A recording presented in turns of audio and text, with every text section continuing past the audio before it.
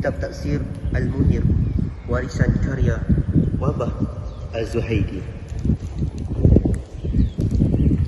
Mengandungi 16 jilid, dikumpulkan selama 16 tahun, bermula pada tahun 1975 hingga 1991. Mengandungi 30 juzuk dan mengandungi 10,151 halaman yang menjadi makna sang pemberi cahaya. Tujuan kitab diperkenalkan. Yang pertama, tafsir ini bertemakan akidah, syariat dan manhaj yang menjadi dasar utama. Yang kedua, ayat-ayat Al-Quran ditafsirkan secara terperinci dalam kitab ini supaya dapat difahami maksud sebenar daripada ayat tersebut.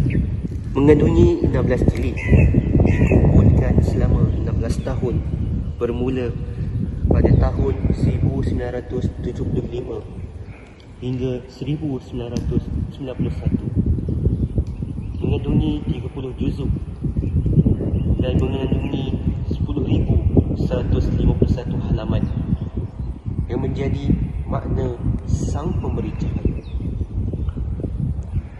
Tujuan kitab diperkenalkan.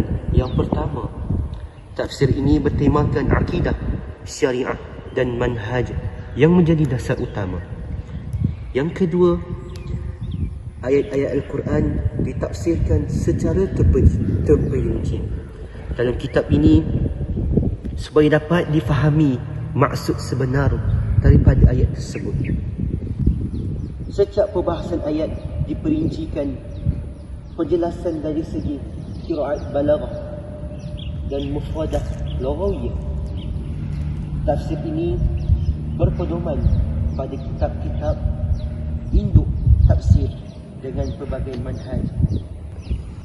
Perbahasan penting dalam mengkaji Al-Quran daripada tafsir Al-Munir. Metod penyusunan tafsir berdasarkan pada metod tafsir bil ma'thur dan tafsir bil ra'yi.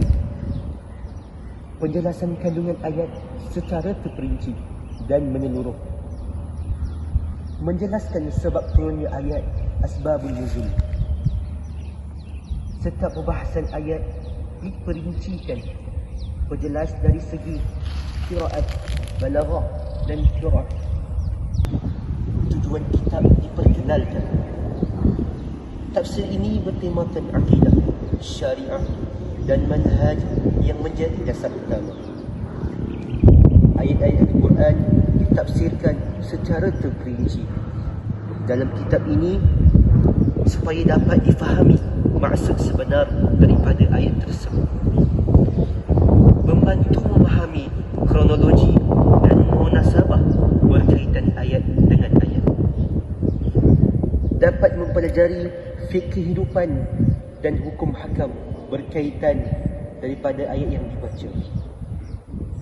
Terdapat juga berbagai kosakata bahasa Arab daripada Al-Quran. Hapuskan riwayat-riwayat Israiliyat. Pembahasan penting di dalam kitab Tafsir Al-Munir Syekh Wahbah Az-Zuhaili ialah yang pertama, penyusunan metod mengikut tafsir bil ma'thur dan juga tafsir bil ra'yi, dan seterusnya tafsir secara terperinci yang mana kita dapat memahaminya dan dapat membacanya satu persatu sehingga kita dapat memahami apa yang Allah Subhanahu Wa Taala nak sampaikan kepada kita. Di dalam kitab Syekh Wahbah Az-Zuhaili ada menjelaskan atau memberi tahu kita tentang asbabun nuzul, macam mana surah ataupun ayat-ayat Al-Quran diturunkan. Aspek yang terperinci dalam sudut balaghah dan mufradat lughawiyah itu menunjukkan aspek bahasa yang digunakan Syekh Wahbah Az-Zuhaili di dalam kitabnya Tafsir Al-Munir. Syekh Wahbah Az-Zuhaili juga menolak cerita-cerita Israiliyat ataupun cerita-cerita dongeng yang tiada riwayat yang sahih. Syekh Wahbah Az-Zuhaili juga menggunakan metod yang penting dalam mentafsirkan ayat Al-Quran. Antara metod yang digunakan oleh Syekh Wahbah Az-Zuhaili adalah metod tahlili, ijmali, muqarrin dan juga maudhu'i. Keistimewaan tafsir Al-Munir juga di dalamnya mengandungi pengertian Al-Quran, sebab nuzul, makki dan madani, resam mushaf, qiraat, ijaz Al-Quran dan terjemahan Al-Quran. Aliran dan kecenderungan di dalam kitab tafsir Al-Munir juga di dalamnya terdapat aspek-aspek, antaranya ialah aspek bahasa, iaitu seperti yang kita tahu, aspek bahasa, i'rabul Al-Quran, dhammah mufradah lughawiyah, dan seterusnya. Di dalamnya juga ada aspek tafsir wal bayan serta hukum hakam di dalam Al-Quran.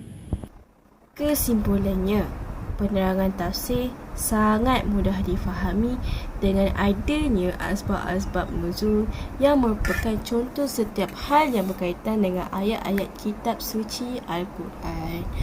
Umat Muslim seperti rakyat Malaysia dan juga beberapa masyarakat yang bukan daripada golongan Arab perlu berbangga dan mengambil peluang yang sedia ada. Pemahaman Al-Quran dapat berkontekskan dengan situasi atau keadaan yang sekarang, di mana lebih relevan serta menangkap semangat idea yang ada di balik teks yang literal. Justru dapat menambah khazanah keilmuan, khususnya dalam hal corak pentafsiran Al-Quran. Dan ini semata-mata merupakan hidayah dari Allah, daripada Allah Subhanahu Wa Taala, supaya manusia dapat menambah keilmuan dan ketakwaannya kepada Allah Subhanahu Wa Taala. Man sallaita bi kulli al-anbiya, ya man fi qalbika rahmatun lin-nas.